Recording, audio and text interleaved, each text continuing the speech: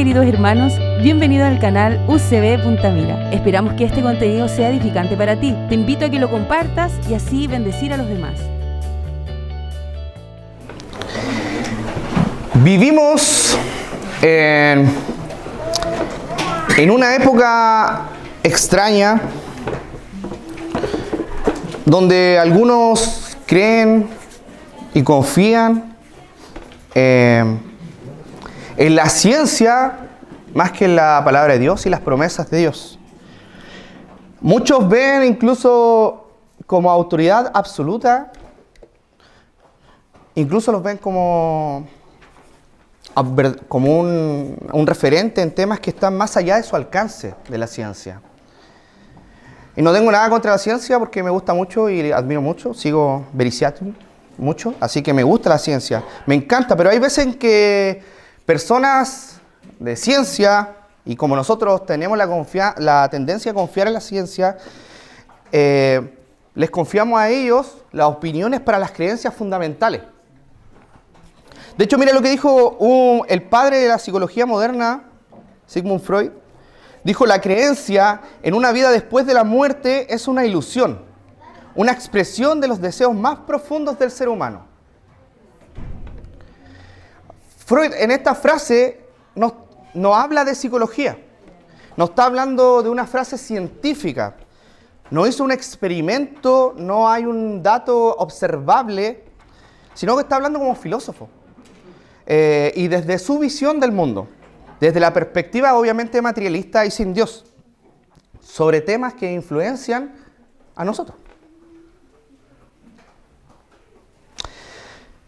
Es una opinión, pero creo que muchas veces nos confundimos que estas personas que tienen esta autoridad científica, ¿no?, de referencia, pueden hablar y no cuestionamos sus verdades ni sus intenciones detrás de sus frases. Por otro lado, Stephen Hawking, muy conocido, uno de los físicos más brillantes del siglo XX, muy llamativo porque hablaba así, dijo: no hay cielo ni vida después de la muerte. Esto es un cuento de hadas para gente que le tiene miedo a la oscuridad. Una frase que busca provocar, obviamente, ¿no? Hawkins, aunque era un experto en agujeros negros, teorías del universo, al igual que Freud, cruza la línea de la ciencia hacia la filosofía. Y negando, y en este caso ridiculizando, las creencias de las personas. Esta creencia de la vida después de la muerte. No lo hizo con pruebas, no hay estudios, no hay datos, sino que son suposiciones. Es su opinión al respecto. No lo dijo como científico, pero sí ocupó ese lugar de influencia para influenciar a los demás con esta frase. Sino que lo hizo como un pensador nomás, ateo. Y que buscaba, en este caso, ridiculizar a los que sí creen. Son cuentos de hadas. Y creo que ahí está el problema. Que hoy se confunde opinión con certezas, creencias con teorías. Y se presentan estas verdades incuestionables de científicos renombrables que tienen mucha fama, y como ellos son expertos en esas áreas y no se les cuestiona porque son unos genios, por supuesto que sí, estas opiniones sobre esto también debiese ser verdad. Y nuestra fe se reduce a una verdad menos inteligente. Pero no lo es. Incluso muchas veces se creyó, se decía que los científicos, todos los científicos, el 99,9% de los científicos eran ateos, porque a ellos al descubrir tantas cosas se dan cuenta de que es una estupidez creer en Dios. Y un estudio del 2009 afirmaba que aproximadamente un 51% de los científicos más respetables de 5 países, y que eran muy, muy respetables en ciencia, el 51% creía en Dios. O en su efecto creía en algo superior. Y el mundo entonces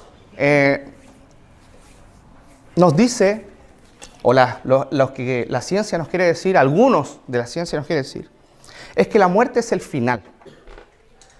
Y la Biblia dice que la muerte ha sido vencida. Y más allá de los números, porque podríamos decir sí, pero es que hay 50 y 50, podemos creer y creer, La pregunta es, ¿a quién le vamos a creer?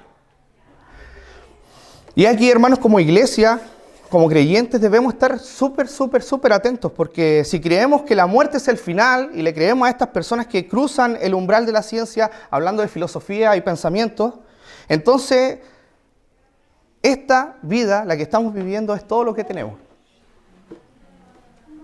Y lo que creemos solamente son ilusiones, esperanzas. Así como los niños creen en el viejito vascuero, nosotros creemos en Dios. Somos personas estúpidas que creen en cuentos de hadas, porque le tenemos miedo a la oscuridad. Y muchos dicen quizás que es que la Biblia no responde a todas las preguntas que tenemos. Y por supuesto que sí, porque la Biblia no es un libro científico. La Biblia solamente es el libro por el cual Dios se describe y además nos enseña verdades, y además nos enseña verdades absolutas, y además nos da enseñanzas, y sobre todo nos da esperanza. Hermanos, y una verdad fundamental, no negociable de la Biblia, es que hay vida después de la muerte. Esa es una verdad no negociable. En el capítulo de Corintios 15, donde estamos estudiando, para ir contextualizando el tema del capítulo, hoy vamos a ir concluyendo, estamos en los últimos versículos, y debemos entender, primeramente creo yo, cómo las distintas personas de las épocas de esa donde fue escrita la carta entendían la vida después de la muerte. A ver, primero la creencia judía sobre la vida después de la muerte de los judíos de esa época, en realidad era secundaria a una premisa que tenían, que era que había un reino eterno, que venía un Mesías. Ahora, era un reino eterno, y como era eterno y que no se acabaría nunca, por ende las personas que morían debían vivir como para siempre, pues si el reino eterno, pues, sí. Esa era la creencia, pero estaba fundamentada en un reino, obviamente. Y mira, específicamente las ideas principales son estas. Los judíos del tiempo de Jesús creían que Dios resucitaría a los muertos corporalmente, especialmente a los justos. También esta resurrección ocurriría al final de los tiempos, es algo que siempre se repite, al final de los tiempos, en el contexto del juicio y la restauración del reino de Dios. Un reino, ojo, que es terminado en el exilio y en el clímax, el de Salomón. Por eso cuando reconstruyeron el templo, los judíos estaban tristes.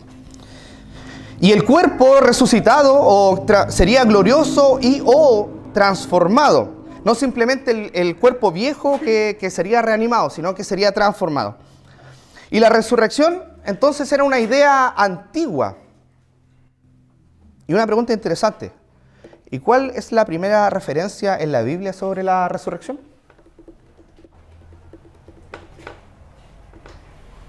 Buena pregunta, ¿no? Aunque Job 19, 25 y 26 e Isaías 26, 19 hablan de ciertos ecos de resurrección y sobre volver a la vida, la idea más clara de resurrección está en el capítulo 12 de Daniel. En este capítulo es la idea más antigua de la vida después de la muerte y la primera mención clara en realidad de una resurrección corporal, futura, como la que luego Jesús enseñaría. Y el contexto del pasaje de Daniel 12 describe el final de los tiempos y la liberación del pueblo de Dios. Y mira lo que dice Daniel 12:2. Dice, y muchos de los que duermen en el polvo de la tierra despertarán. Unos para la vida eterna y otros para la ignominia, para el desprecio eterno. ¿Saben qué es lo que es ignominia? Es vergüenza pública o deshonor. Esa era la idea. Entonces ya en la época de Jesús, en la época de Pablo, incluso en la época de los corintios por ahí, existía la idea de los que duermen en el polvo van a despertar. Pero existían muchas ideas sobre los tiempos y cómo iba a funcionar la resurrección. Los maestros más capaces de la época trataban de darle una explicación a todo esto. Primero estaban los saduceos, ¿sí? ¿Saduceos? ¿Les suena? Por supuesto. Los saduceos no creían en la resurrección, ni en los ángeles, ni en los espíritus. Solo aceptaban la autoridad de la Torá, los primeros 5 libros de la Biblia, donde no se menciona claramente una doctrina sobre la resurrección. Y por eso ellos rechazaban esta idea de la resurrección, porque lo consideraban como una innovación no bíblica. Ahora, lo segundo eran los esenios. ¿Les suena los esenios? ¿Sí? Cuando leemos los evangelios sinópticos, por ahí aparecen siempre. Los esenios creían en una resurrección o transformación gloriosa. A veces pensaban en una resurrección espiritual o en una vida futura con los ángeles. En realidad ellos buscaban esto de que era una resurrección, pero más como espiritual, ¿no? No como mezclado mucho con el cuerpo. Y nada hacía presagiar que el grupo que más le achuntó eran los fariseos. Los fariseos, ¿se acuerdan de los fariseos? Jesús era amigo de los fariseos. No era amigo de los fariseos, siempre discutía con los fariseos. Pero era ellos el grupo más influyente de la época que tenía esa certeza más clara sobre la resurrección de los muertos. Y, entre paréntesis, también tenían la idea más clara sobre el Mesías. No es que no sabían quién era el Mesías, sino que rechazaron al Mesías. Entonces las visiones de la resurrección eran así. Algunos creían que sí, algunos que no, y algunos sí, pero de forma parte espiritual. Ahora, si estamos viendo cómo creían los hermanos de la época, las personas de la época, la vida después de la muerte, Juan 11:21, en el contexto de María, Marta y la muerte de Lázaro, ahí hay una clara referencia a la resurrección. Y vamos a ir al capítulo. Juan 11:21, yo le voy a ir dando lectura. Dice, versículo 21, y Marta dijo a Jesús, Señor, si hubieras estado aquí, mi hermano no habría muerto. Versículo 22. Aún ahora yo sé que todo lo que tú pidas, Dios te lo concederá. 23 dice, tu hermano resucitará, dijo Jesús. Y Marta, el 24 es muy interesante para entender la idea de cómo entendían esto de la vida después de la muerte. Marta le contestó, yo sé que resucitará en la resurrección en el día final. Esa era la idea que prevalecía. Pero mira lo que dijo Jesús. Le contestó, yo soy la resurrección y la vida. El que cree en mí, aunque muera, vivirá. Y todo el que vive y cree en mí, no morirá jamás. Jamás. Y le pregunta, ¿crees esto? Entonces vemos la idea de esto de volver a vivir o la resurrección o vida después de la muerte era aceptada dentro de esa época. Y Jesús, hablando de la resurrección, lo simplificó o lo atrajo a Él. Yo soy la resurrección y el que cree en mí va a tener vida. Por otra parte, para poder entender esto, estamos hablando sobre la vida después de la muerte. Los hermanos de Corinto vivían en un contexto donde estaban las influencias de las ideas griegas, ¿sí? Porque estaban ahí mismo. Y ellos tenían su propia también versión de la vida después de la muerte, en ese lugar cultural. Epicuro, filósofo griego, aunque anacrónico porque estuvo mucho después, en el año 300, pero que era de la misma región y probablemente las corrientes de pensamiento eran por ahí, decía, la muerte no es nada para nosotros, porque mientras existimos, la muerte no está, y cuando la muerte está, nosotros no existimos. Dicho de otra forma, para él la muerte es simplemente nada, el final, no hay nada más. ¿Y cuál era los corintios tenían una mezcla entonces de todas estas cositas? ¿Y cuál era la esperanza de ellos de la vida después de la muerte? Era la inmortalidad del alma, pero no del cuerpo. Porque la visión del cuerpo era mala, era una prisión, algo que había que liberarse. Eso en los filósofos griegos es muy común. Y por eso los corintios justificaban mucho los pecados sexuales. Porque eran del cuerpo, ¿no? Y el cuerpo es malo, se tiene que comportar así. Es normal, pero nosotros somos espirituales y había esa dualidad. Que en la cultura judía no existía, era un todo.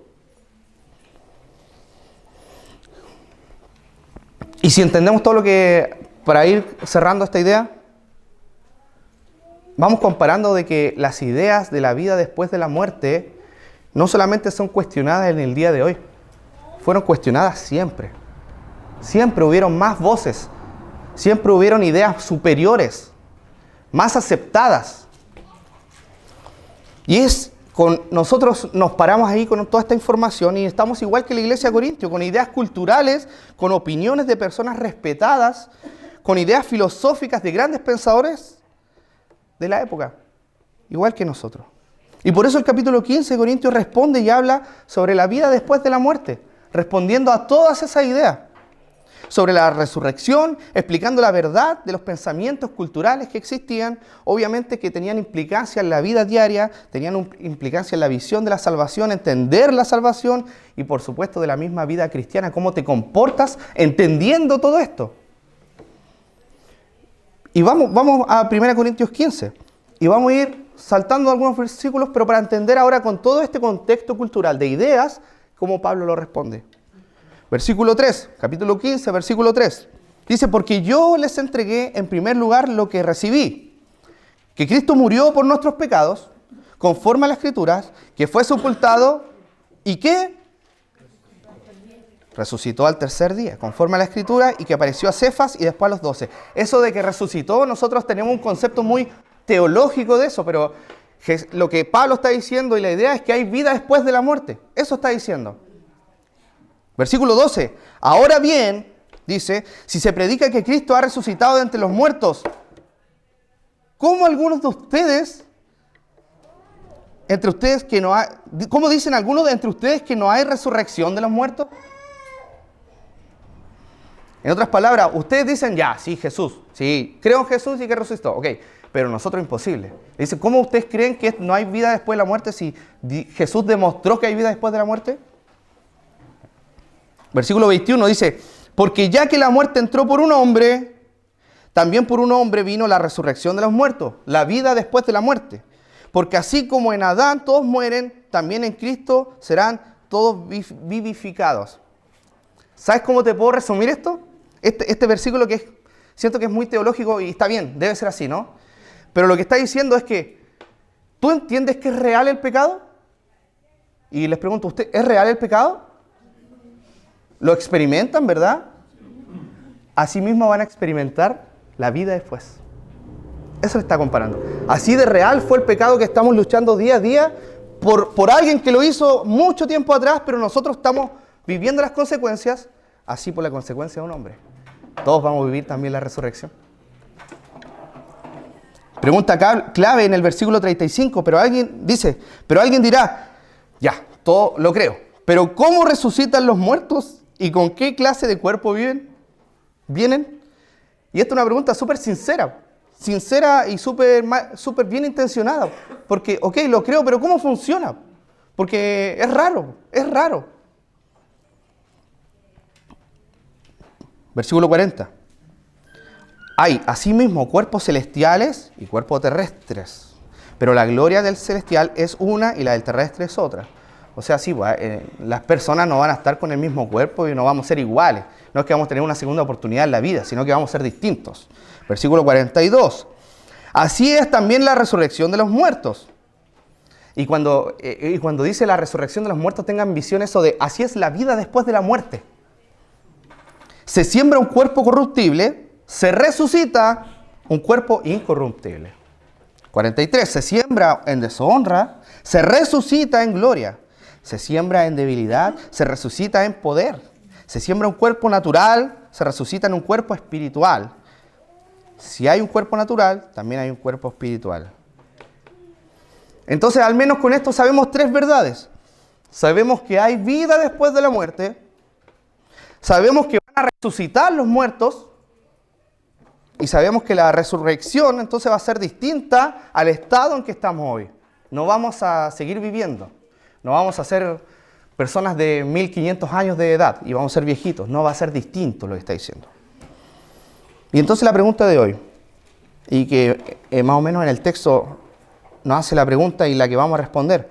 ¿Qué pasará cuando estemos con las personas que estemos acá cuando Cristo venga? Cuando venga la resurrección de los muertos. Entonces hoy vamos a ver que la resurrección, hermanos, y creo que todo este capítulo está hablando sobre que la resurrección o la vida después de la muerte no es un mito, no es una metáfora, sino que es la columna vertebral de la fe cristiana. Y vamos a ver cómo esto nos da esperanza. Y nuestra esperanza no está puesta en filosofías, en pensamientos, en posturas, en opiniones, ni siquiera está en filosofías humanas, ni siquiera está puesto esta esperanza de la vida después de la muerte en una religión.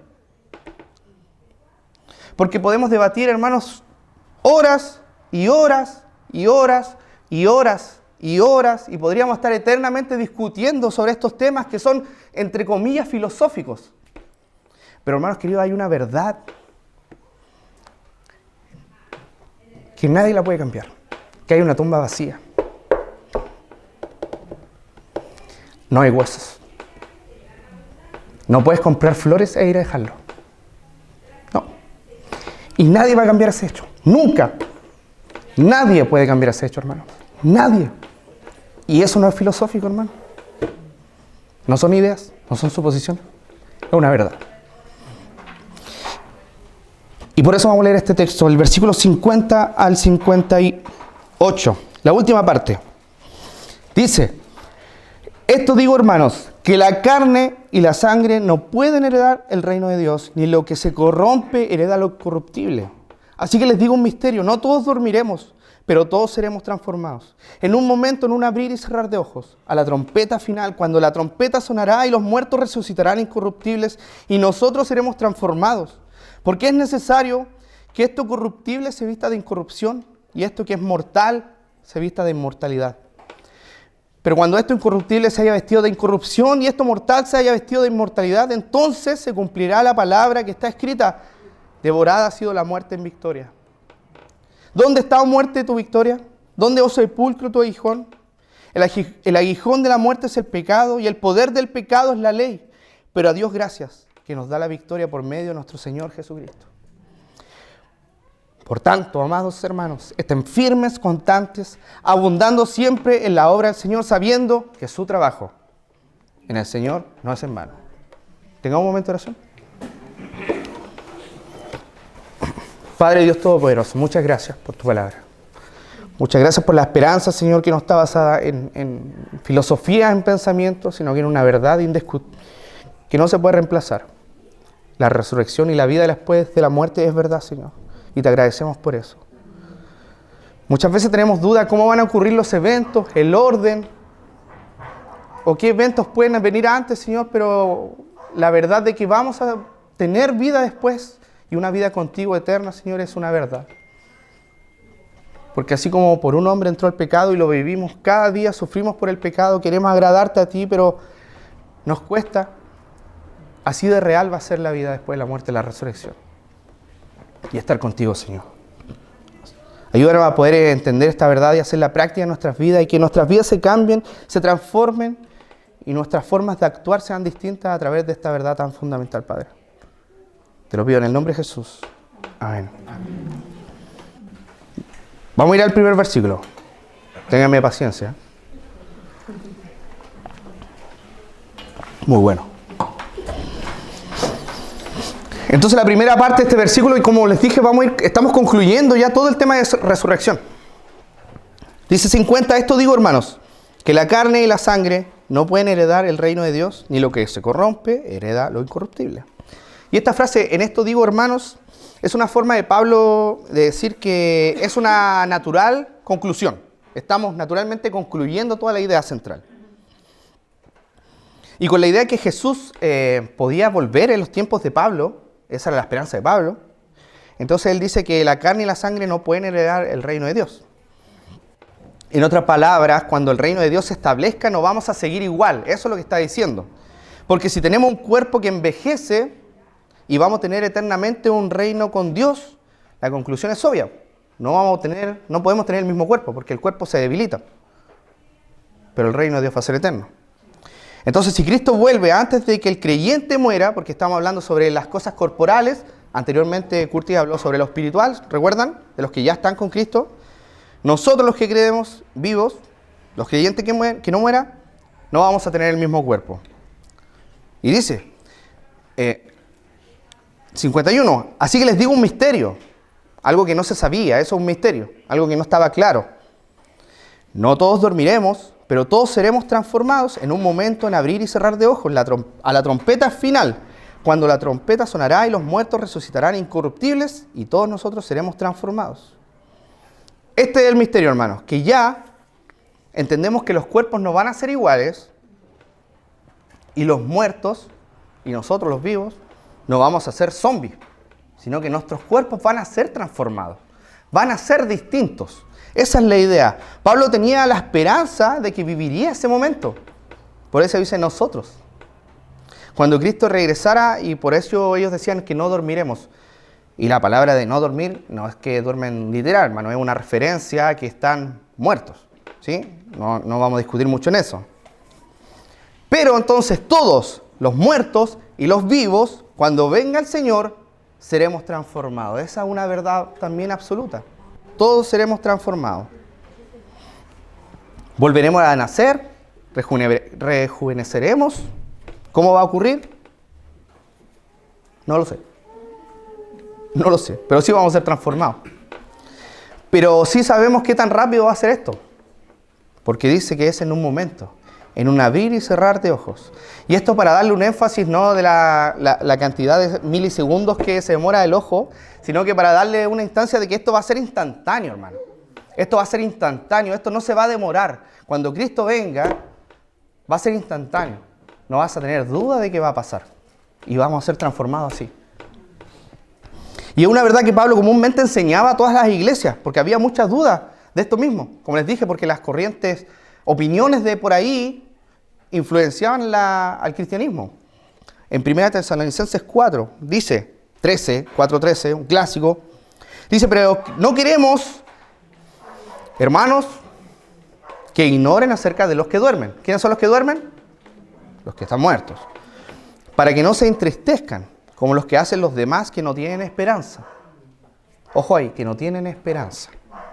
Porque si creemos que Jesús murió y resucitó, así también Dios traerá con Él a los que durmieron en Jesús. Por lo cual le decimos esto por la palabra del Señor, que nosotros, con la esperanza de Pablo que estuviera aún, los que estemos vivos, estamos en 1 Tesalonicenses 4:15, dice, por lo cual les decimos esto por la palabra del Señor, que nosotros los que estemos vivos y que permanezcamos hasta la venida del Señor, no precederemos a los que duermen. Esto quiere decir que no estamos en ventaja con otros. Ninguno de los dos va a ser primero o uno tiene privilegios que otro. 16.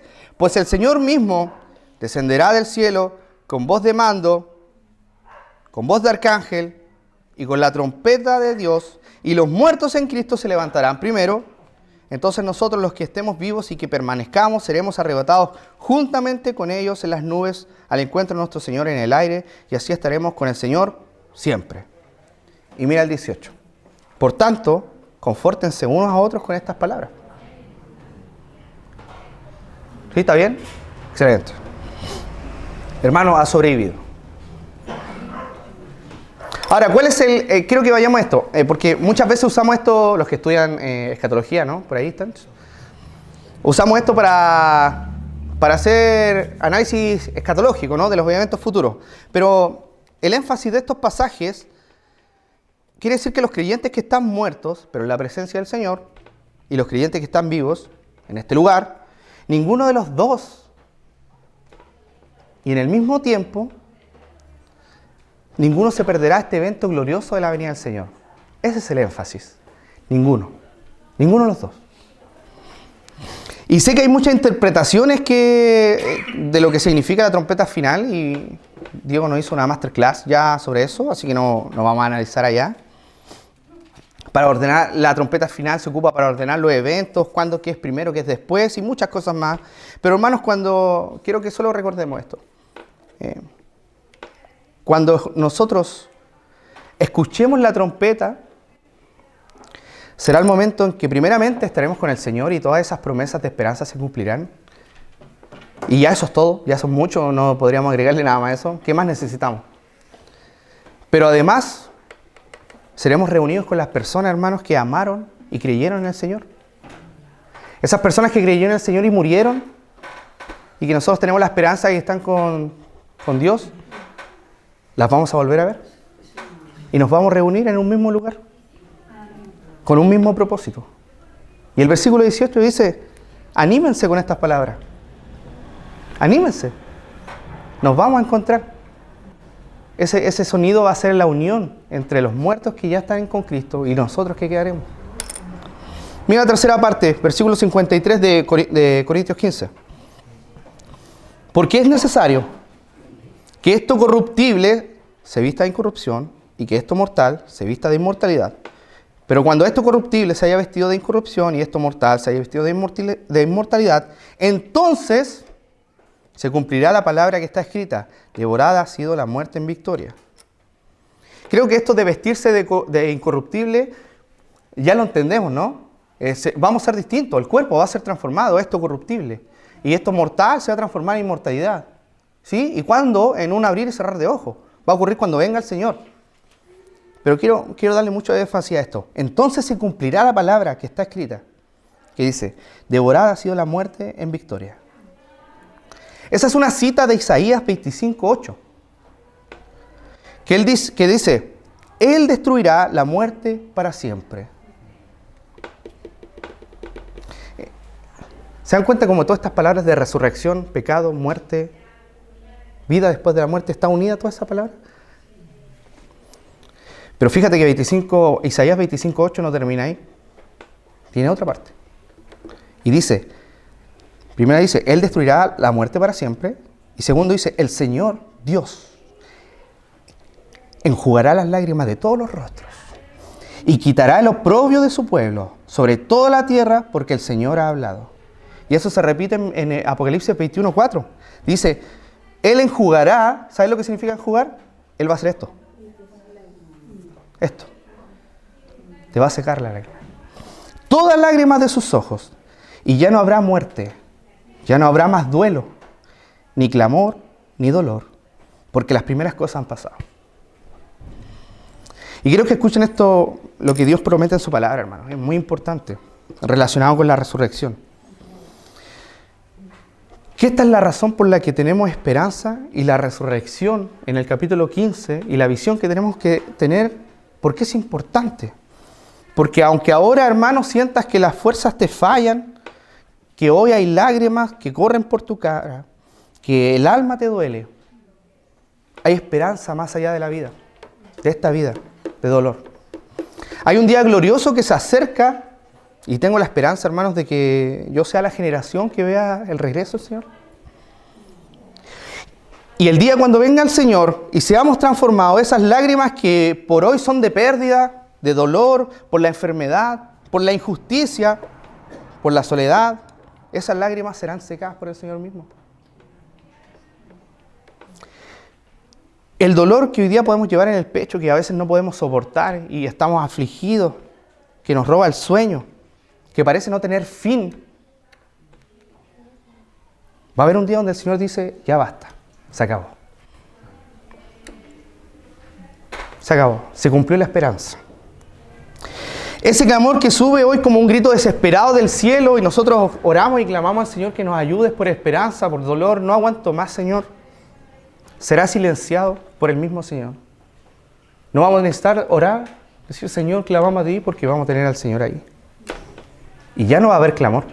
No van a ser la necesidad. Ahora que estoy más cerca de ti, Señor, ¿te puedo pedir esto? No. Porque el dolor desaparecerá. La aflicción no va a estar. Ni la muerte. Y hermanos, lo que hoy es lucha, en un futuro va a ser victoria. Lo que hoy es oscuridad, un día va a ser de luz. Los que ahora nos duele como nunca, un día será un recuerdo lejano, quizás. Porque el Señor va a secar todas las lágrimas que tenemos. Y esa es nuestra esperanza, hermano. ¿Sí? ¿Quién puede decir que no ha sufrido, que no tiene dolor, que hay situaciones que nos afectan? Pero, hermano, la resurrección de Cristo, esa verdad de esa tumba vacía, significa que un día vamos a tener la esperanza donde no habrá más dolor. Y por eso es importante entender la resurrección, la venida de Cristo y la vida eterna, y la vida después de la muerte. Y mira lo que dice el versículo 55. Dice, ¿dónde está, oh muerte, tu victoria? ¿Dónde, oh sepulcro, tu aguijón? Esta otra cita al profeta Oseas 13:14 que dice, los libraré del poder del Seol, como pregunta, los redimiré de la muerte. ¿Dónde están, oh muerte, tus espinas? ¿Dónde está, oh Seol, tu aguijón? La compasión estará oculta a mi vista. El Seol era una figura sobre la muerte, ¿sí? Y donde era tan poderoso el Seol que tú no podías escapar de ahí, era una atracción que ibas a llegar ahí. Entonces le está diciendo, ¿dónde va a estar tu poder? A ver, ¿alguien puede dejar de morir hoy en día? No, todos tenemos que morir. Tiene poder la muerte. Vamos a envejecer, por más cremitas que se echen. Que no echemos ahí. Por más bloqueador que me echo. Envejecemos, ¿no?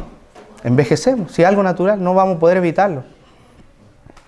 Y eso decía esta cita. Y Pablo lo explica, ¿no? Porque dice, ¿dónde estaba muerte? ¿Dónde sepulcro tu aguijón? Y dice 56, el aguijón de la muerte es el pecado. O sea, como la espada, la bala que tiene, el pecado, y el poder del pecado es la ley. Esto viene desde Génesis 2:17, cuando Dios, advirtiéndole a la humanidad, a Adán y Eva, dice que si ustedes comen, les voy a prometer algo. Bueno, no sé si una promesa, pero lo que Dios dice se cumple. Ciertamente morirás. Acto seguido, murieron. Y ese es el poder de la muerte. Y desde ahí nadie, por los milenios, por las décadas, los siglos, nadie pudo vencer a la muerte. Nadie. Todos murieron. Todos. Sí, Enoch quizás sí. Pero vamos, quizás podríamos estudiarlo. Pero todos murieron. Están todos muertos. Y incluso Romanos 6:23 dice, porque la paga del pecado es... Pero dice, pero la dádiva, ¿sabe lo que significa la palabra dádiva? El regalo, el obsequio de Dios es vida eterna en Cristo Jesús, Señor nuestro. ¿Se dan cuenta como todas estas palabras, quizás como ocupan otras, pero está diciendo lo mismo? Nosotros debíamos morir por nuestros pecados, ¿no? Debemos morir. Pero el regalo de Dios es la vida eterna. En Cristo Jesús, por supuesto que sí. Porque morir es lo justo.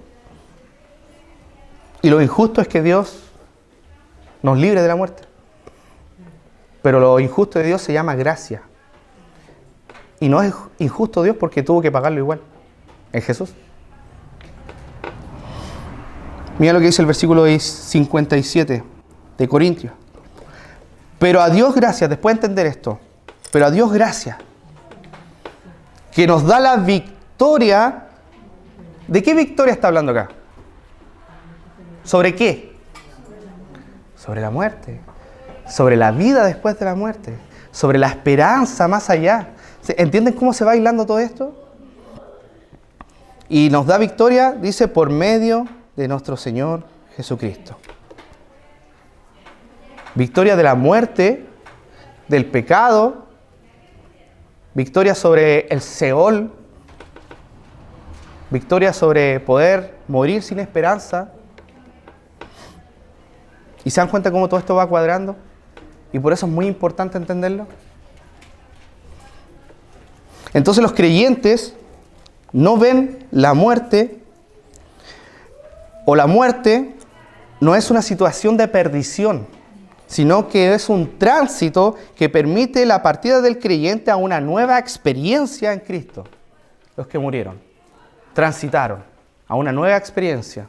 ¿La final experiencia? No. No, porque no van a estar ahí eternamente. Cristo vendrá y transformará ambos.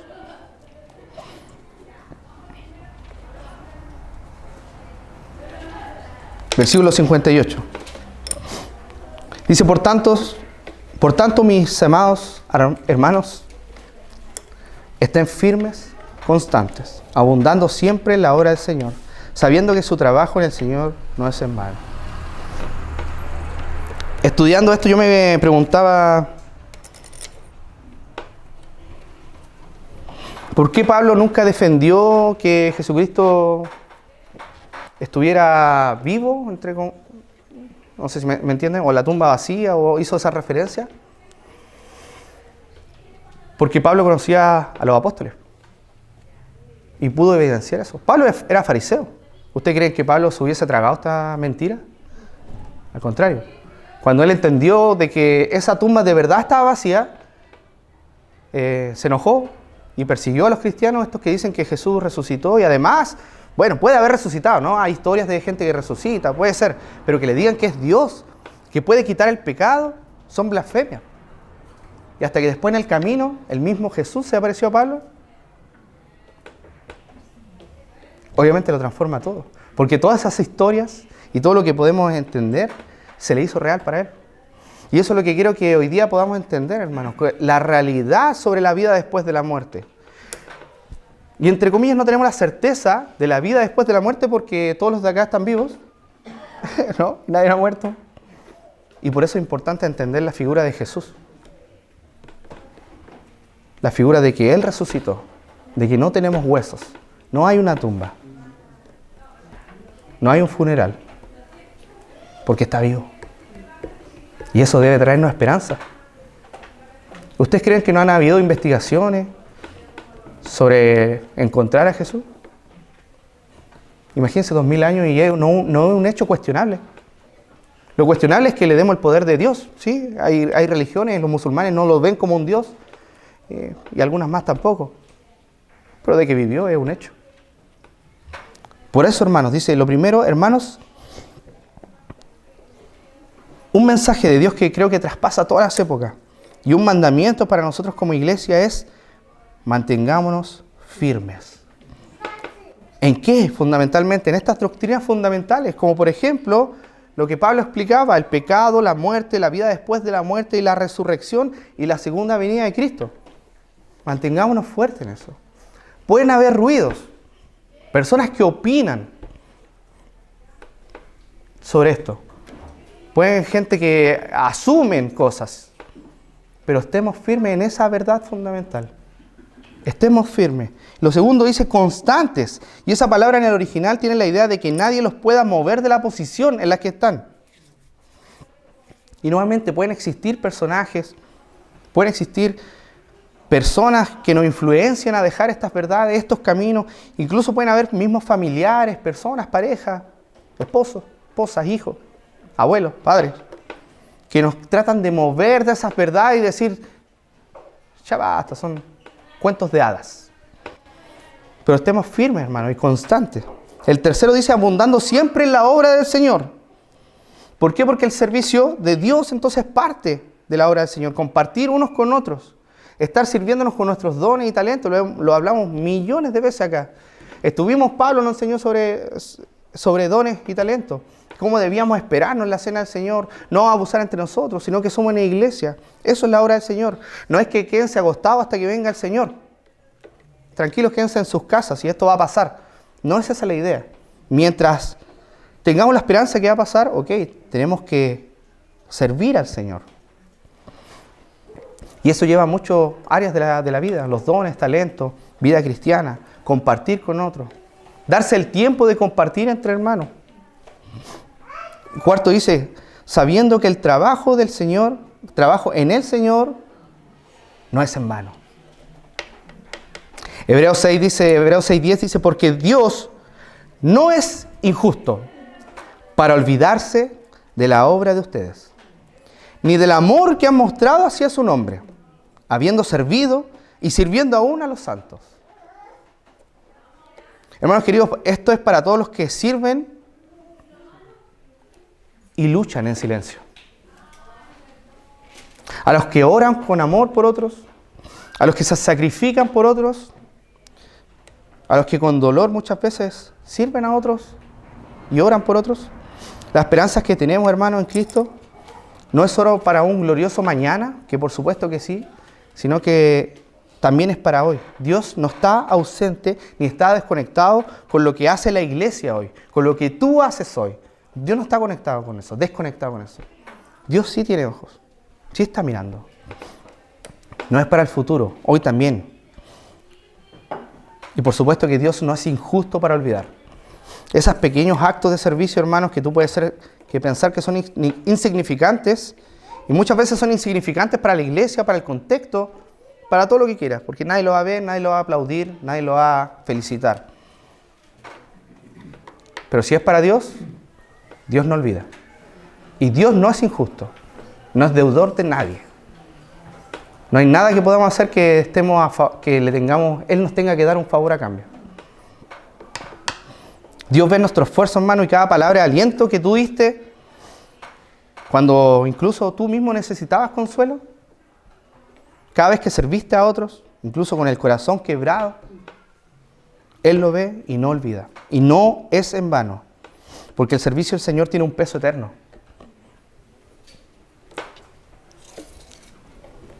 Ni una sola acción movida por el amor a Cristo queda sin fruto. Y aunque nuestra mirada puede estar incluso puesta en la futura promesa de la esperanza, la resurrección y el reino, la esperanza en Cristo, hoy en el presente, Dios está atento a nuestro actuar y a nuestro servicio, hermano. Y para concluir, después de caminar por todo este capítulo, que quizás habían temas difíciles de explicar, solo nos queda decir, y me gustaría quedar con una sola cosa. Hermanos, todos ustedes probablemente, todos nosotros vamos a morir. Probablemente. Pero la muerte ha sido vencida. Cristo Jesús vive y nosotros viviremos porque Él vive. Porque Él vive y nosotros podemos morir. No porque tenemos una esperanza, un sueño.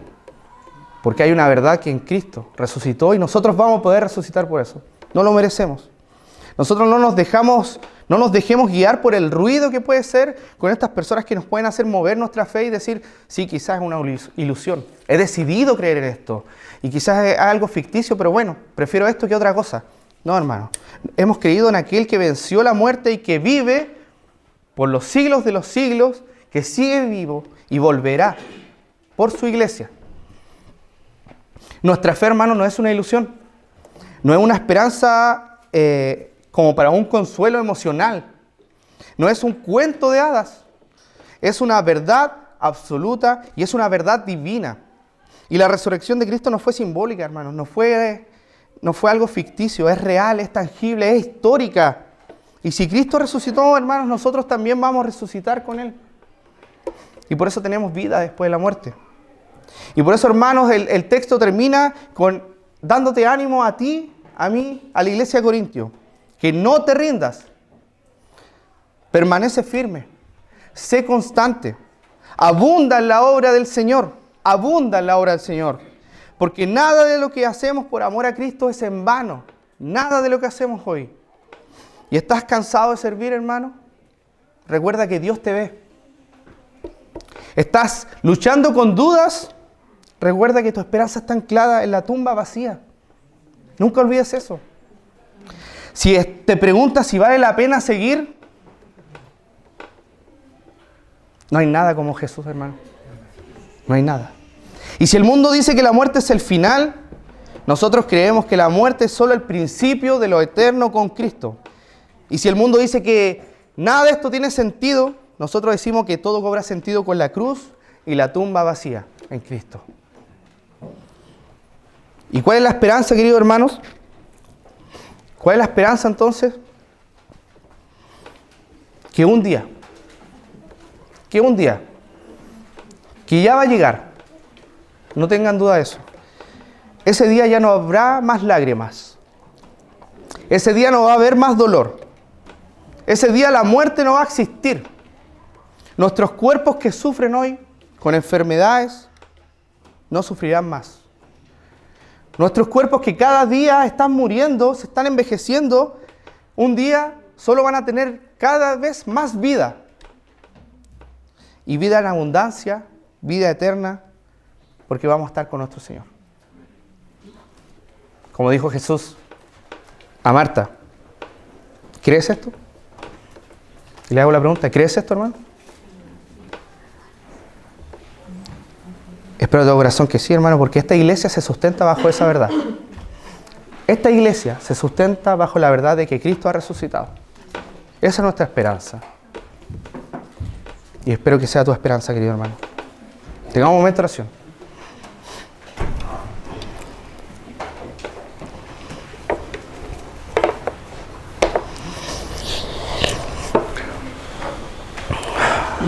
Señor, te damos, solo podemos agradecer por todo lo que nos das, Señor. Nos has dado vida cuando estábamos muertos. Hoy nos dejas caminar en tus caminos, nos dejas tu palabra que nos guía y nos das una esperanza futura, Señor. Gracias porque tus planes son perfectos, Señor. Perdónanos quizás si nos enfocamos en lo que es perecedero, nos estamos enfocando en lo que hoy estamos viviendo, en las luchas diarias, en el dolor, en la duda, en la angustia del dolor, que es real, Señor. Pero, Señor, ayúdanos a confiar en tu verdad. Ayúdanos a clamar hacia ti, sabiendo que tú no nos olvidaste. Tú no nos has olvidado y vendrás por nosotros. Y los muertos, las personas, los padres, las personas que nos hicieron creer en tu palabra, que nos comunicaron tu mensaje y que están muertos, hay unas tumbas que podemos ir a visitar, Señor, tú las levantarás un día. Y esos cuerpos serán transformados al igual que nosotros. Y si morimos, Señor, tenemos la esperanza de que vamos a estar contigo. Señor, gracias porque ni la vida ni la muerte son perdición para el creyente. Todo es ganancia cuando estamos contigo, Señor. Señor, gracias por tu palabra y por esta iglesia que te pido que tú la sustentes en esa verdad. En que tenemos esperanza y que queremos cada día parecernos más a tu Hijo Jesucristo, Señor. Que esa es nuestra esperanza eterna. Gracias, Señor, por tu palabra y por esta iglesia. En el nombre de Jesús. Amén.